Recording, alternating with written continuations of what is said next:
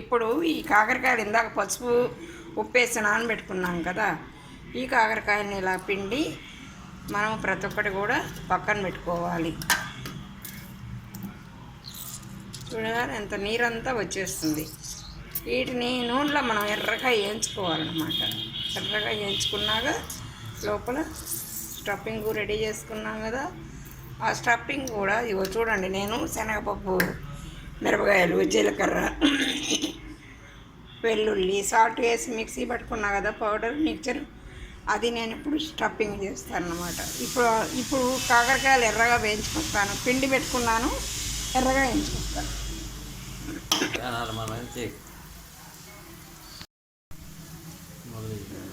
ఇప్పుడు కాకరకాయలు నూనెలో డీప్ ఫ్రై చేస్తానని చెప్పాను కదా, ఇదిగో చూడండి. ఇలా ఎర్రగా వేగిపోవాలన్నమాట. కాయ బాగా ఎర్రగా వేగినాక మనకి కరకరలాడుతుంది. ఈ రకంగా ఎర్రగా వేగిపోవాలి. ఎర్రగా వేగనిచ్చి మనం అప్పుడు తీసుకొని అప్పుడు మనం స్టఫింగ్ చేసుకోవాలి. వేగుతుంటే కాకరకాయ ఎంత మంచి స్మెల్ వస్తుందోనండి, ఎంత బాగుంటుందో. చిట్టి కాకరకాయలు అన్నీ ఈక్వల్గా ఉన్నాయండి కాయలు. అలాంటి కాయలు చక్కగా మార్కెట్లో కనబడితే ఏరి మరీ తీసుకొచ్చాము. ఒకే సైజు ఉండే కాయలన్నీ. ఇదిగో ఈ రకంగా ఎర్రగా వేగాలి. చూసారా ఎంత ఎర్రగా వేగిందో కాయ. అలా ఎర్రగా వేగనిచ్చి మొత్తం తీసేయాలి.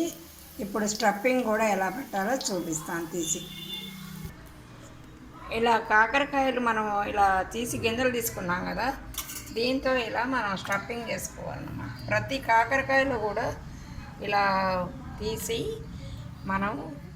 మనం పప్పుల పొడి చేసుకున్నాం కదా, వేయించిన శనగపప్పుతోటి ఇలా స్టఫింగ్ చేసుకోవాలి. కాయ నిండా పెట్టాలి. ఆ గోతి నిండా మనము గింజలు తోడేసాం కాబట్టి ఎంత పడుతుందో అంత పూరి పక్కన పెట్టుకోవాలి. ఇలా పెట్టుకొని పక్కన పెట్టుకోవాలి. చూసారు ఎంత ఎర్రగా వేగినాయో కాయలు. ఇప్పుడు ఈ స్టఫింగ్ మనము ఇలా కాకరకాయ నిండా కూరుకోవాలి. ప్రతి కాకరకాయని ఇలాగే కూరుకోవాలండి. ఇలా చూసుకోండి.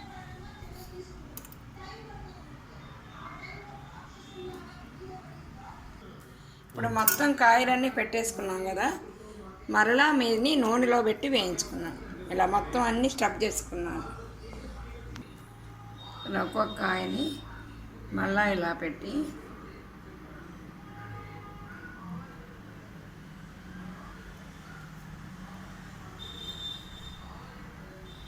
ఈ మిగిలిన పొడి ఉంది కదా, ఈ పొడి చివరిలో మనం మొత్తం వాటి మీద చల్లుకోవాలన్నమాట. తీపోయేమని చల్లుకోవాలి. అప్పుడు పైన కరివేపాకు కూడా చల్లితే మంచి ఫేవరబుల్గా కాకరకాయ కూర చాలా టేస్ట్గా ఉంటుంది.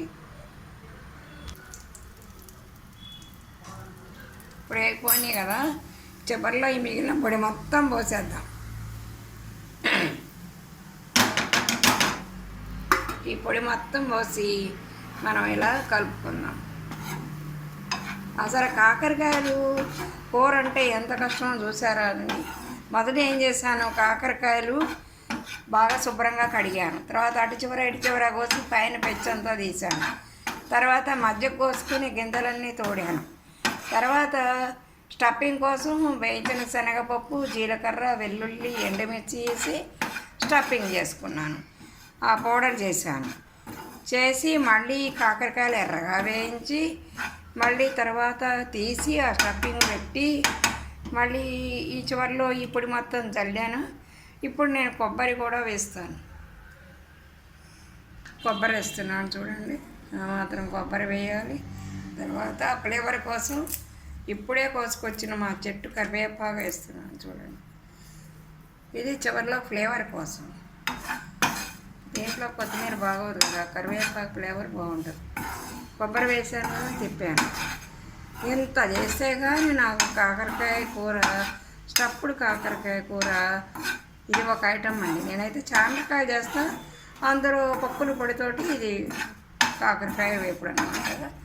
ఇప్పుడు నేను బౌల్లోకి తీస్తున్నాను. చూడండి, ఇదిగో బౌల్లోకి తీసినాక మీరే చూడండి. చూడగానే తినాలనిపించట్లేదు. మనీ ఛానల్ ద్వారా ఈ కర్రీ మీరు కూడా నేర్చుకొని టేస్ట్ చేస్తారని, సబ్స్క్రైబ్ చేస్తారని, షేర్ చేస్తారని ఆశిస్తూ మీ మనీ ఆంటీ అందరూ బాగుండాలి, అందులో నేను కూడా బాగుండాలి. Okay friends, bye.